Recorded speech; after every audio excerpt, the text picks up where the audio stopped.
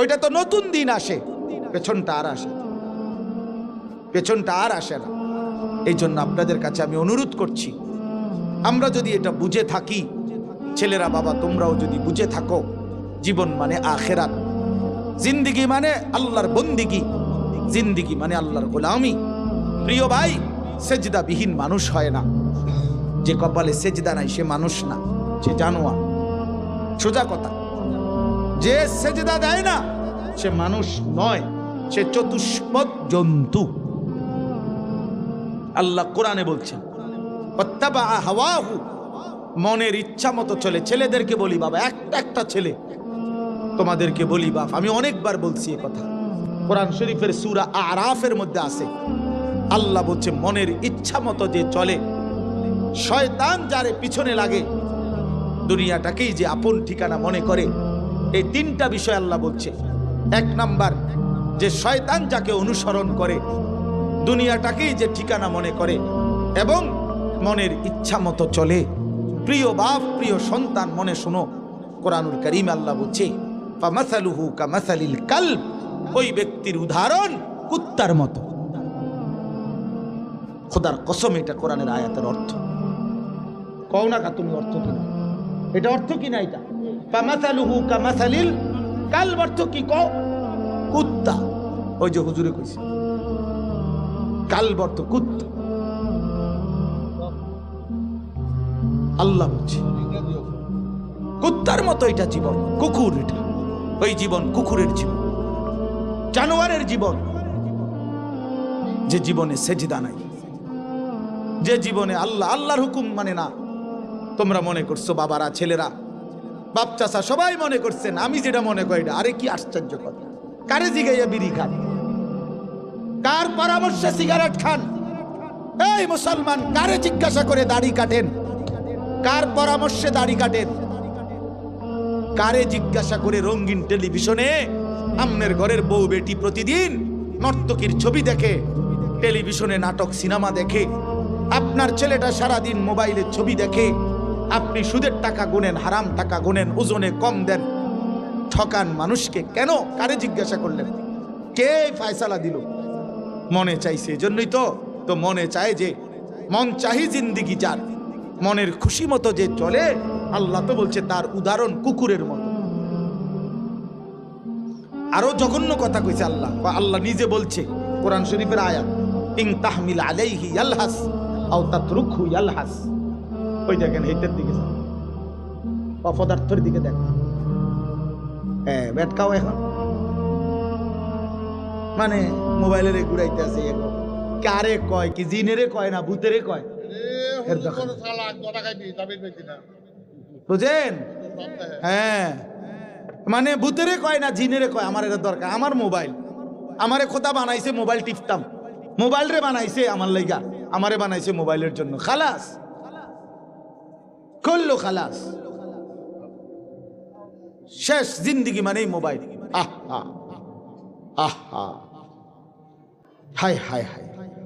তো এই জন্য বললাম, আল্লাহ তাআলা বলেন কুকুরের স্বভাব কি?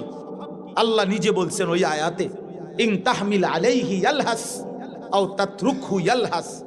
আল্লাহ বলেন কুকুরকে যদি দৌড়ানো হয় তাইলেও জিহ্বা লম্বা করে দেয়, কুত্তারে যদি খাড় করে রাখে মানে স্থির হয় তারপরেও সে জিহ্বা লম্বা করে দেয়। কুকুর যখন নিঃশ্বাস টানে তখন কুকুরের জিহ্বা লম্বা হয়ে যায়।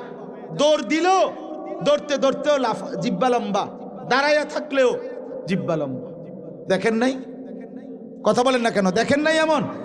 তো আল্লাহ কোরআনে বলছে ঠিক দুনিয়া লুবি, নাফরমান, পাপী, সে দুনিয়ার তার মনের চাহিদা পূরণ হলেও অতৃপ্ত, জিহ্বা লম্বা, না পূরণ হলেও অতৃপ্ত।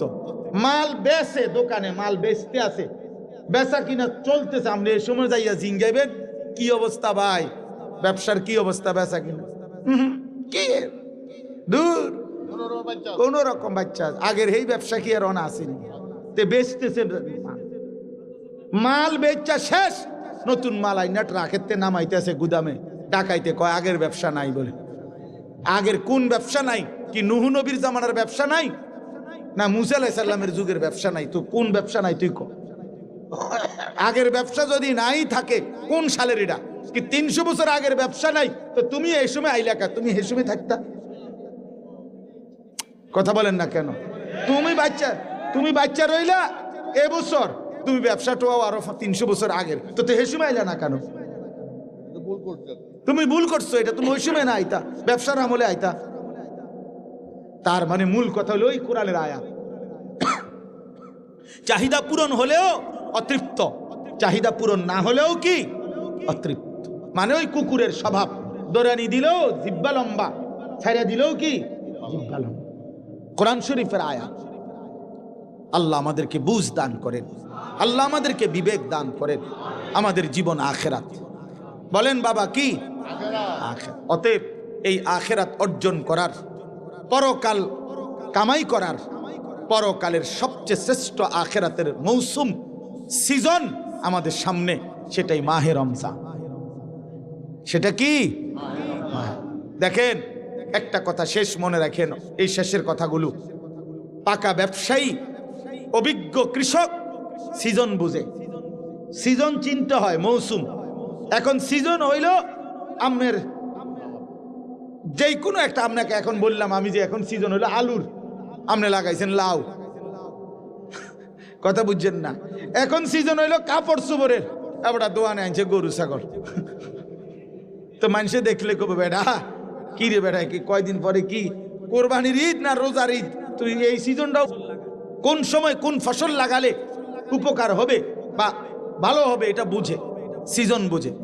তো যে মোমেন, আল্লাহ বলেন ইমানদার, ইয়া আইয়ুহাল্লাযীনা আমানু, হে ইমানদার, আমি আল্লাহ তোমাদের একটা সিজনের খবর দিচ্ছি, একটা মৌসুম আমি তোমাদেরকে দেখাই দিলাম, আখিরাতের মৌসুম, আখিরাতের সিজন, জান্নাত কামাই করার সিজন, নিজেকে মুত্তাকি বানাবার সিজন।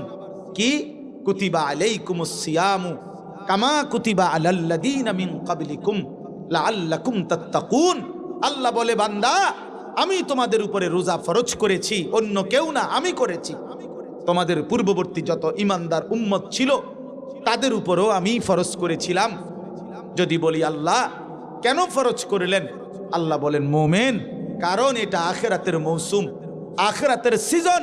আর আখিরাতের জন্য ঈমানের সাথে আরেকটা জিনিস লাগে, সেটার নাম হলো তাকওয়া। কোন ব্যক্তি যখন ঈমান এবং তাকওয়া, এই দুই জিনিস, ঈমান বলে পাসপোর্ট, তাকওয়াকে বলে ভিসা, এই ঈমানের পাসপোর্ট, তাকওয়ার ভিসা, এই দুই জিনিস যখন জমা দিবে, তখন সাথে সাথে জান্নাতের ফ্লাইট হয়ে যাবে। আল্লাহ বলেন, সেই তাকওয়া আমি রমজান মাসে দেব, লাআল্লাকুম তাত্তাকুন। রমজানে আমি পাসপোর্ট, সাথে পাসপোর্টের মধ্যে ভিসা লাগাবো, ভিসা লাগাবো। ইয়া আইয়ুহাল্লাযীনা আমানু কুতিবা আলাইকুমুস সিয়াম কামা কুতিবা আলাল্লাযীনা মিন ক্বাবলিকুম লাআল্লাকুম তাত্তাকুন। মুত্তাকি বানিয়ে দেব বান্দা, তাকওয়া দিব, তাকওয়া, গুনাহ থেকে বাঁচবার হিম্মত দেব, আমার বন্দিগি করার শক্তি দেব। একটা মাস 30 দিন কিংবা 29 দিন বান্দা তুমি আমার সবগুলো গুনাহ ছেড়ে দিবা, আমি আল্লাহর আদেশ পালন করবা, ইফতার করবা, সাহারি খাবা, পুরা মাসটা রমজানের রোজা রাখবা, 5 ওয়াক্ত নামাজ জামাতের সাথে পড়বা, 20 রাকাত পূর্ণ তারাবির নামাজ আদায় করবা, ইফতারের আগে দোয়া করবা, সাহারিতে দোয়া করবা, সারাদিন জিকির তেলাওয়াত দোয়া কান্নাকাটির মধ্যে লেগে থাকবা, সুদ খাইবা না, ঘুষ খাইবা না, চুরি করবা না, ডাকাতি করবা না, জিনা করবা না, বেবিচার করবা না, মদ খাবে না, জুয়া খাবা না, নারী দেখবা না, ছবি দেখবা না, অশ্লীল উলঙ্গ দৃশ্য দেখবা না, বোন মা বেপর্দা হবে না, বেহায়াপনা করবে না। আল্লাহর কসম, আল্লাহ ওয়াদা দিলেন, মাত্র 30টা দিন যদি বান্দা আমার হুকুম মেনে চলো, আমি আল্লাহ তোমারে মুত্তাকি বানিয়ে দেব। আর উইদ্দাত লিল মুত্তাকিন, আল্লাহ বলেন জান্নাত বানানোই হয়েছে মুত্তাকিদের জন্য।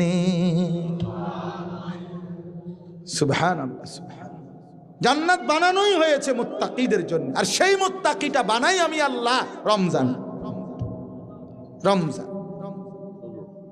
অতএব কদর করো বান্দা, কদর করো। ইয়া আইয়ুহাল্লাযীনা আমানু, হে ইমানদার বলে আল্লাহ যেন পাসপোর্ট নিছে, ইমানের পাসপোর্টটা দাও, রমজান মাসটা কদর করো। আল্লাহ যেন বলতেছে বান্দা 30টা দিন, 31 দিনে লাগবে না, 30 দিনে ভিসা। কইলাম এটাই সই, 31-এ নিতাম না। হ্যাঁ পারলে একদিন আগে দিয়ে এলাম, মন চাইলে 29ও দিয়ে লাইতারি, হয় 30 নাই তো কি একদিন আগে, পরে না 31 যাইতো না, 29ও হইতে পারে, একদিন আগেও লাগাই দিতে পারি ভিসা। এ আল্লাহ বলেন রমজানের চাঁদ উঠলে ইমানের পাসপোর্ট জমা দিবা, আর ঈদের চাঁদ উঠলে আমি আল্লাহ তোমার পাসপোর্ট ইমানে তাকওয়ার ভিসা লাগাইয়া তোমার ঈদের দিনে জান্নাতের ফ্লাইট।